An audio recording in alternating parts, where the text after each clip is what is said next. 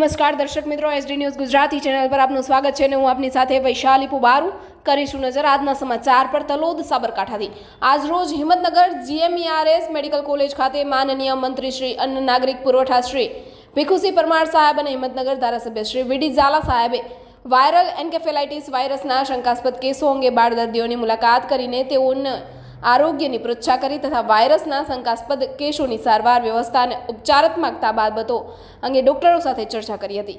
સાબરકાંઠા જિલ્લામાં વાયરલ એન્કેફેલાઇટિસ કે ચાંદપુરા વાયરસના એક્ટિવ કેસોને અનુલક્ષીને આગામી સમયમાં અસરગ્રસ્ત વિસ્તારોમાં તિરાડવાળા, કાચા મકાનો, આંગણવાડી, શાળા અને તેની આસપાસના વિસ્તારો સહિત ગામમાં ગંદકી ધરાવતા વિસ્તારોમાં જંતુનાશક દવાઓનો છંટકાવ કરવા તથા જિલ્લાના ગામડાઓમાં સર્વેક્ષણની કામગીરી હાથ ધરવા સૂચના આપી હતી। Reporter Dilip Parmar, SD news Gujarati, Talod, Sabarkantha.